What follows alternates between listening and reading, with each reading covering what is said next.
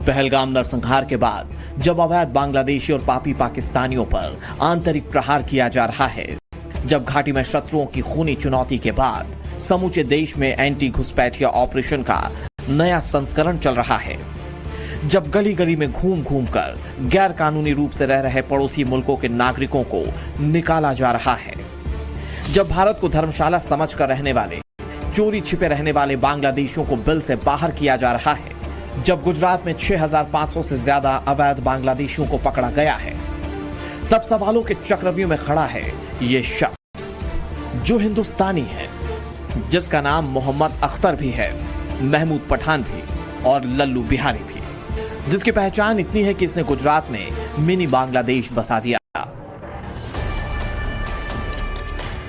बांग्लादेशियों के इस रहनुमा का जब कच्चा चिट्ठा खुलेगा तो आपके होश उड़ जाएंगे।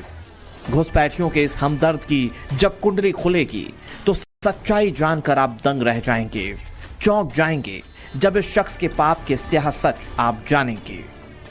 हम आपको बताएंगे कि कैसे इसने एक एक कर 250 से ज्यादा बांग्लादेशियों की A1 नाम की कॉलोनी बना दी, कैसे इसने मजदूरी करते करते काला साम्राज्य खड़ा कर लिया।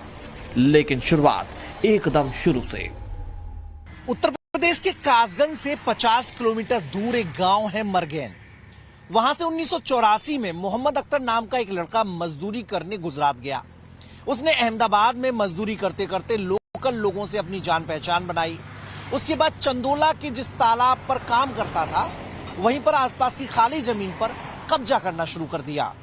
चंदोला तालाब के किनारे खाली जमीन पर पहले एक झुग्गी बनाई, उसमें खुद रहने लगा। मोहम्मद अख्तर अब महमूद पठान के नाम से जाना जाने लगा। फिर धीरे धीरे उसने झील को कचरों से भरकर एक के बाद एक झुग्गियां बनानी शुरू कर दी। इन झुग्गियों में उसने पहले अपने करीबियों को बसाया, उसके बाद धीरे धीरे चंदोला तालाब के किनारे उसने पूरी बस्ती बसा दी। नाम रखा A1 कॉलोनी। वही A1 कॉलोनी मिनी बांग्लादेश बन गया।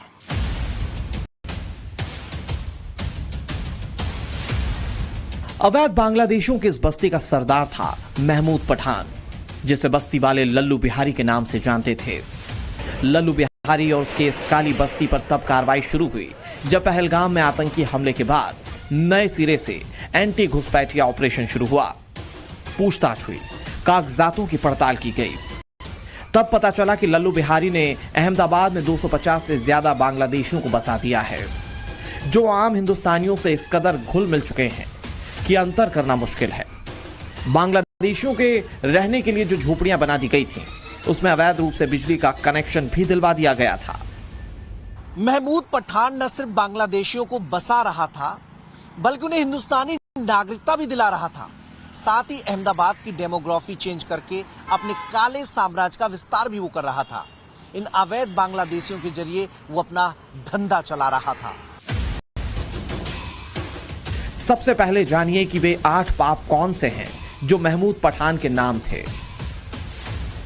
रिपोर्ट के मुताबिक यह सेक्स रैकेट चलाता था, यह भिखारियों का गैंग चलाया करता था, जमीन कब्जाने का भी धंधा करता था, यह सूद वसूली करता था, हफ्ता वसूली करता था, किराए पर यह ऑटो चलवाता था, अपना घर किराए पर देता था और बांग्लादेशियों का फर्जी दस्तावेज बनवाता था।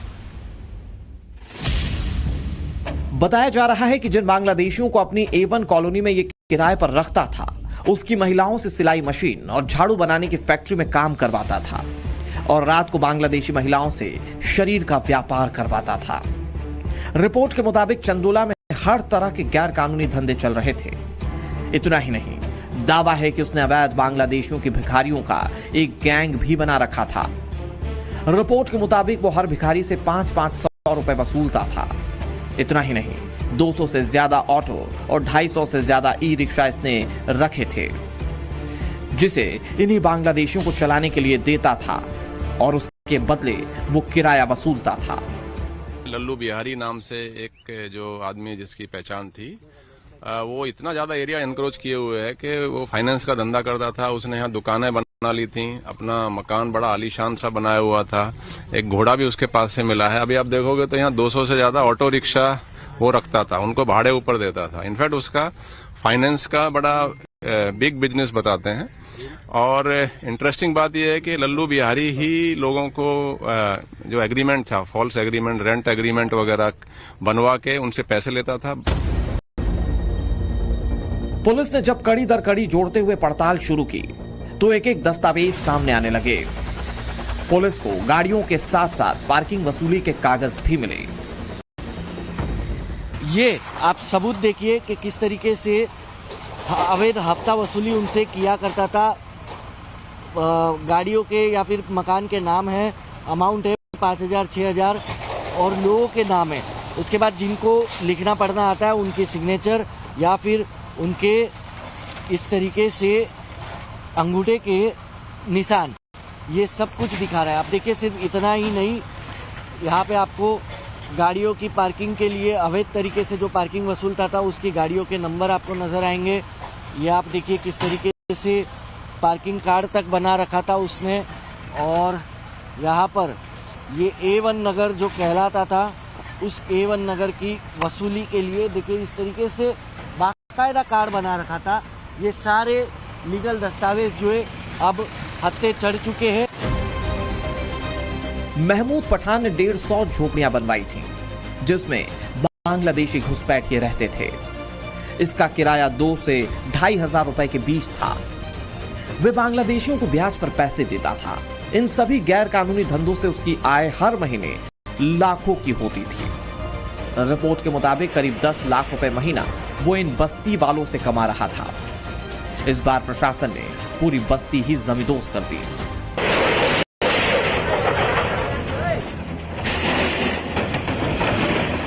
बांग्लादेशियों का अड्डा बन चुके चंडोला तालाब में बुलडोजर कार्रवाई तक चल रही है।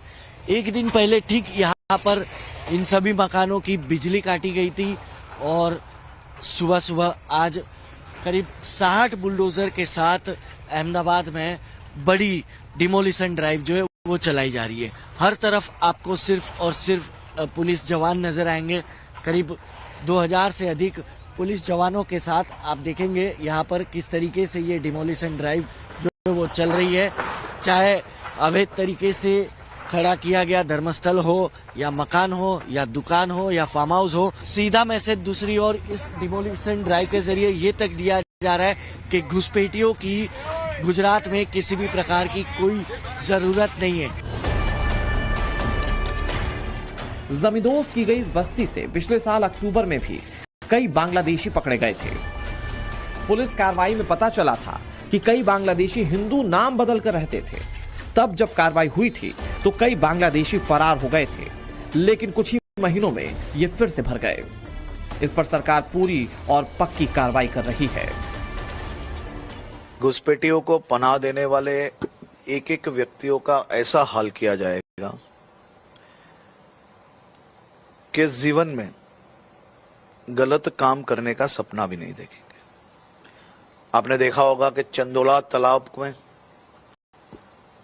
जिन जिन लोगों ने इस घुसपैठियों को सहारा दिया है, उनको घिसट घिसट के ढूंढ ढूंढ के पकड़ के एक के बाद एक कदम उठाए गए। अवैध बस्ती बनाकर सत्ता को चुनौती देने वाले महमूद पठान ने बांग्लादेशियों को हिंदुस्तान की नागरिकता और दूसरे फर्जी दस्तावेज बनाने के नाम पर पैसे भी लूटे थे। एक बांग्लादेशी को हिंदुस्तानी नागरिकता दिलाने के नाम पर वो 1 लाख रुपए वसूलता था।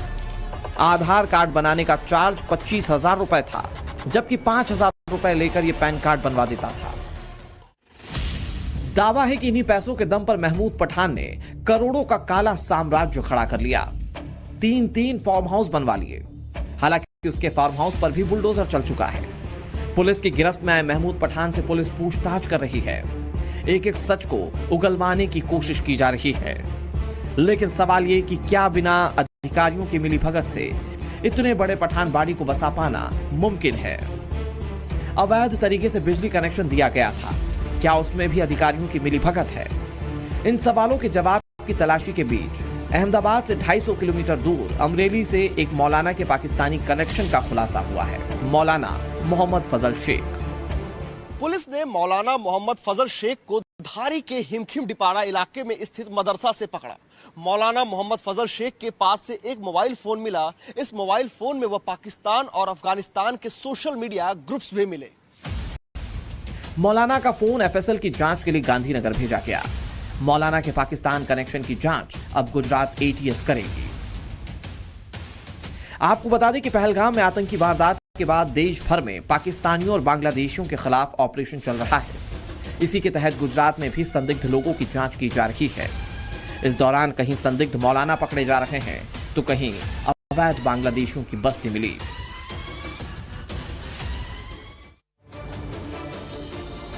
और चलिए अभी